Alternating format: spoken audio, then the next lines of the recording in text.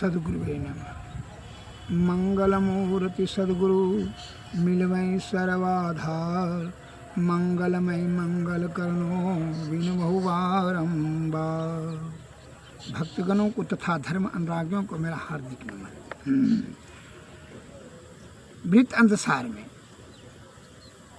सत्संग योग ये पद में आया है, यावत वर्णम कुलम सर्वम तत्व ज्ञानम नो जायते ब्रह्म ज्ञानम पदम ज्ञत्वा सर्वम वर्ण विविर्जितः।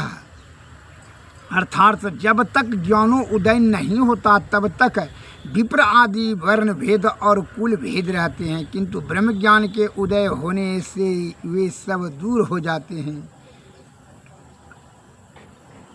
जब ब्रह्म ज्ञान हो जाता है तो आप बाभन हैं, वह शूद्र है, वो राजपूत है, भूमिहार है, काथ है, ये सभी जो है वर्ण विचार और कुल संस्कार सब छिन्न हो जाता है जब ब्रह्म ज्ञान उदय होता है। तब जब तक नहीं होता है तब तक यही ऊंच नीच का जाति विभेद के चक्कर में फंसा रहता है।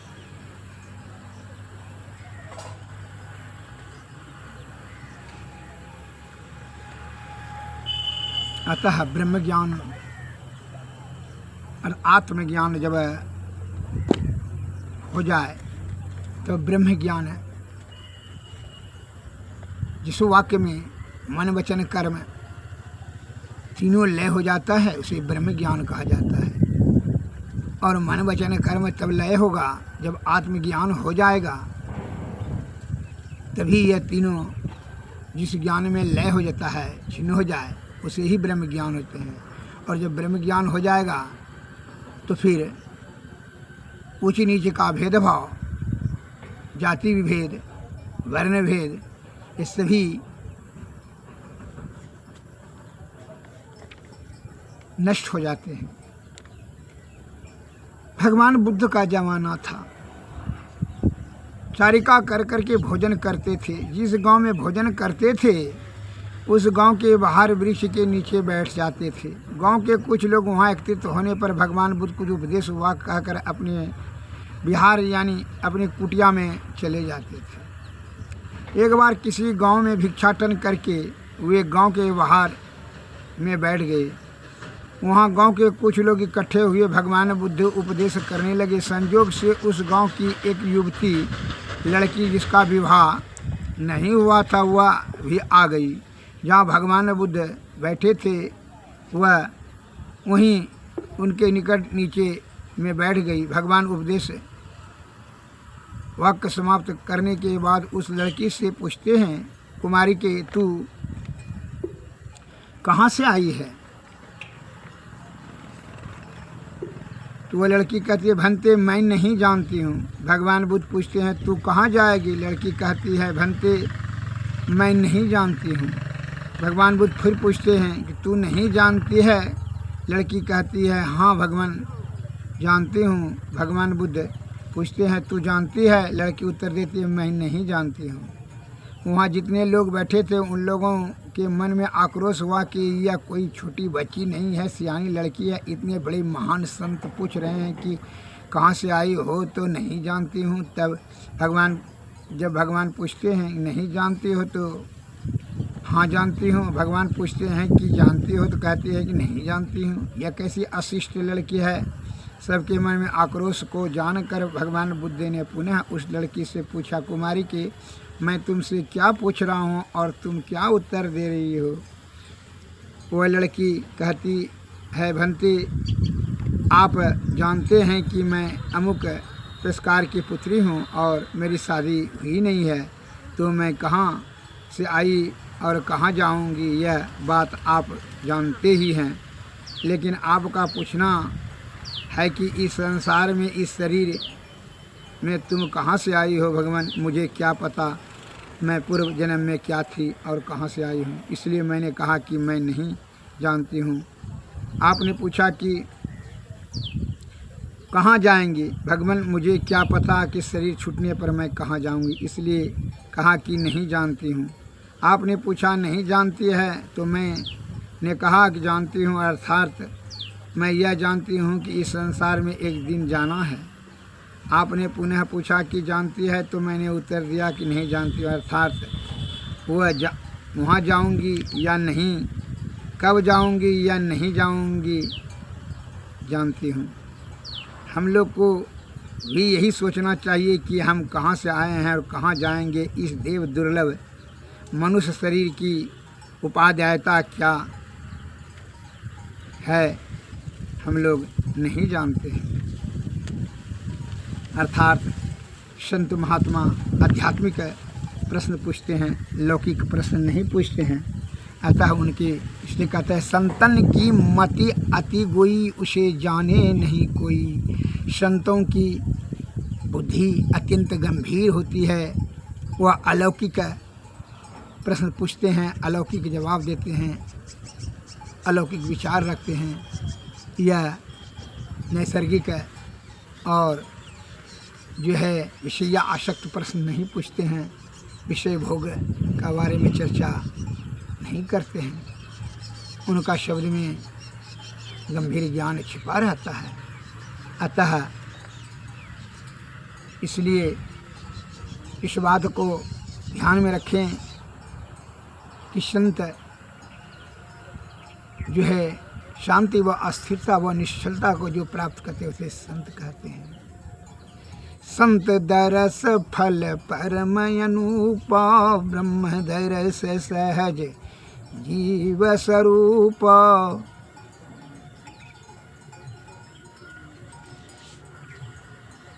जो विषय भोगी हैं वह विषय के अंतर्गत में ही रह करके प्रश्नों का जवाब भी देते हैं और सोचते हैं और वह करते भी हैं। अतः जो अध्यात्म के पथ पर चले जा रहे हैं, इंद्रियां विषयों का सुख को परित्याग करते जा रहे हैं, उनका आत्मज्ञान में वृद्धि होते चली जाती है। अतः वह आत्मा का अध्ययन करने में ही अपना समय बल बुद्धि खर्च करते हैं, न कि विषय का चिंतन करने से। अतः आत्मज्ञान से चिंतन करने से बुद्धि का परिवर्तन होता है और चिंता करने से बुद्धि और बल का नाश होता है।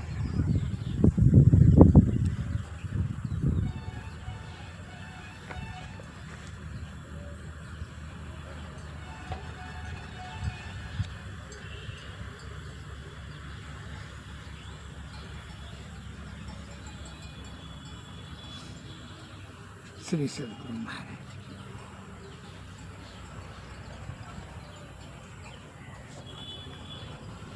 जो दृढ़ संकल्प से ईश्वर पर विश्वास भरोसा रखते हैं,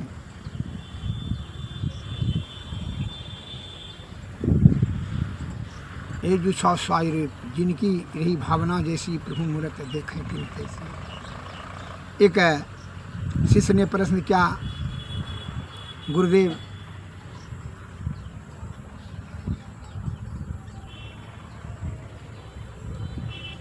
सुनते हैं संत महात्मा लोग त्रिकालदर्शी होते हैं, क्या सही बात है? तो उनके गुरु ने एक छड़ी को देते हुए शिष्य से कहा, यह जिसके अंदर में तुम भी बन सकते हो, तुमको भी ये शक्ति देते हैं, देख लो। वह छड़ी देते हुए कहा, जिसके तरफ यह छड़ी करेगा उसके मन का बात तो जान लेगा। बस वह छड़ी दिया तो गुरु की तरफ जो है वह छड़ी करके देखा, तो उसमें सोचा कि गुरु उतना श्रद्धा हमारे प्रति नहीं रखते हैं, और वह गुरु जो है उनको भाव रुष्ट रहता है। तो कहा गुरुदेव, कहा ठीक है, हमने समझ लिया तुम क्या कहना चाहते हो, तुम अपने तरफ घुमा के देखो। जब वो अपने सन्मुख घुमा करके छड़ी को देखा तो मन में विचार समझ में आ गया कि उसके मन में गुरु के प्रति श्रद्धा स्नेह आस्था नहीं है, केवल समय को काटने के लिए, टालने के लिए वो सत्संग भजन करता है। इस प्रकार से गुण दोष अपने शुद्ध चित्त आत्मा से, पवित्र आत्मा से जब आप गुरु का, ईश्वर का पूजा करते हैं, भक्ति करते हैं, उनको उन्हीं के अनुरूप में आपको फल की प्राप्ति होती है।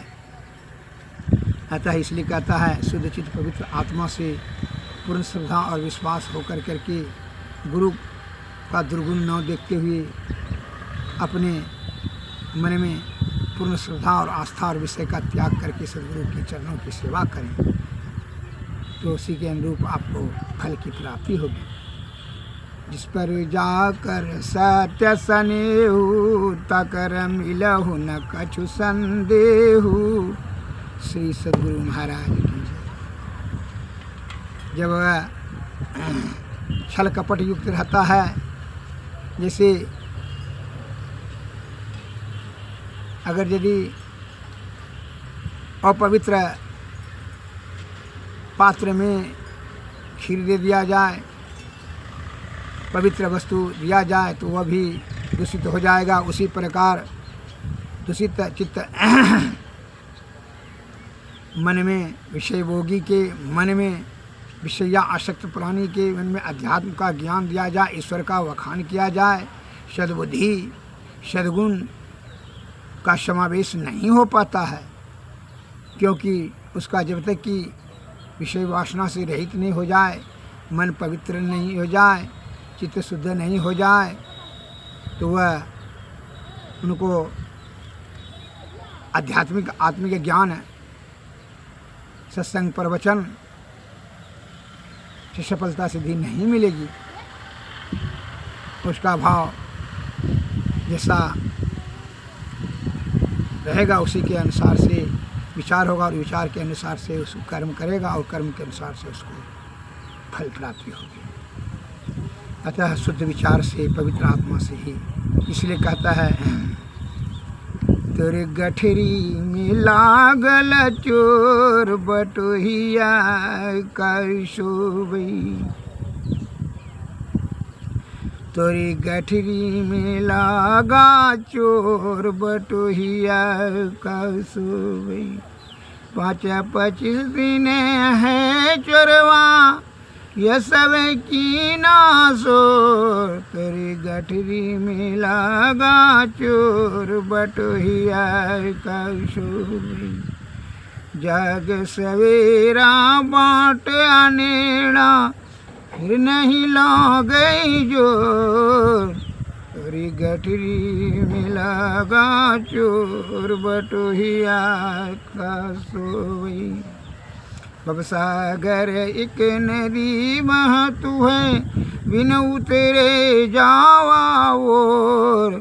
तेरी गठरी में लागल चोर बटोहिया कैसोबई।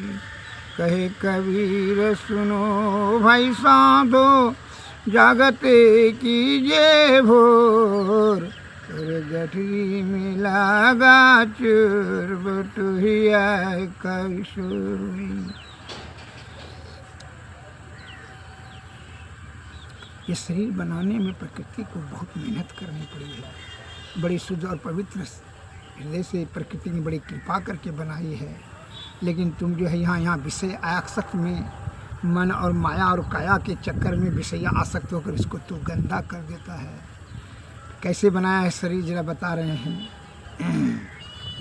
संत कबीरदास जी ने। झिनी झिनी बिनी चदरिया झिनी, काहे के ताना काहे के भरनी। कौन तार से बिनी चदरिया झिनी। झिनी झिनी चदरिया बिनी। पिला पिला ताना भरनी। सुख मन तार से बिनी चदरिया। अष्ट कमल दल चरखा डोले। 5 तत्व गुण तिनी चदरिया। झिनी झिनी झिनी चदरिया बिनी। काहे के ताना काहे के भरनी। कौन तार से बिनी चदरिया, इंगला पिंगला ताना वरनी, सुखमन तार से बिनी चदरिया। अष्ट कमल दल चरखा डोले, पांच तत गुण तिनी चदरिया झिनी। साईं को शियत मास 10 लागे, ठोक ठोक के बिनी चदरिया झिनी। सो चादर सुर नर मुनि ओढ़े, ओढ़ के मैली कीनी चदरिया। दास कबीर जतन से ओढ़ी, ज्यों के त्यों धर दिनी चदरिया झिनी झिनी झिनी चदरिया झिनी झिनी चदरिया झिनी। श्री श्री महाराज।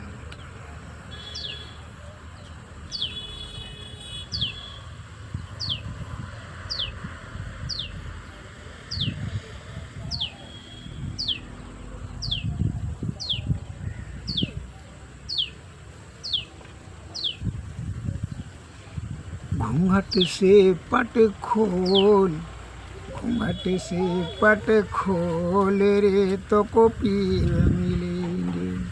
घट घट में वह साईं रमता, कटुक बचन मत बोल रे। घूंघट से पट खोल रे, धन यौवन का गर्व न कीजिए, झूठा पंच रंग चोल रे। सुन महल में दिया ना वाले, आशा से मत डोल रे। घूंघट से पट खोल रे, जोग जुगत के रंग महल में, पिय पायो वन मोल रे। कहे कबीर आनंद भयो, बाजत अनहद ढोल रे। घूंघट से पट खोले।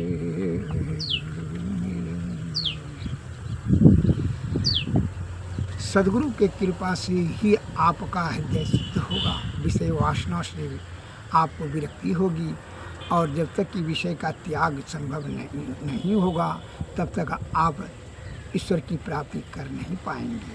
अतः ईश्वर की प्राप्ति के लिए विषय का त्याग, और विषय का त्याग सदगुरु की कृपा बिना अत्यंत दुर्लभ है, सहज अवस्था भी दुर्लभ है। इसलिए गुरु की भक्ति करनी चाहिए। इसलिए कहते हैं, गुरु भक्ति की महिमा या पार, नुगरा क्या जाने। गुरु की भक्ति आती है जीनी, जैसे मकड़ी की तार। गुरु भक्ति की महिमा या पार, नुगरा क्या जाने।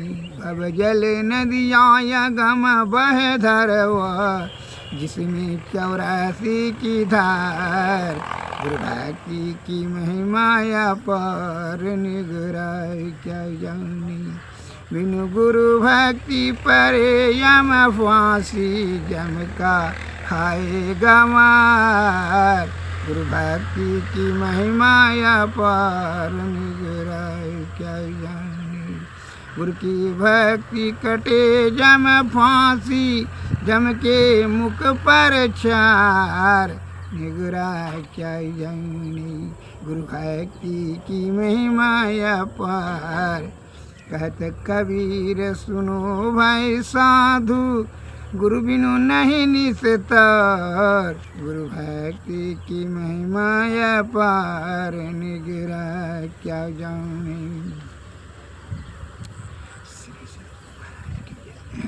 आरती तन मंदिर में कीजिए, दृष्टि जुगल करशन मुख दीजिए।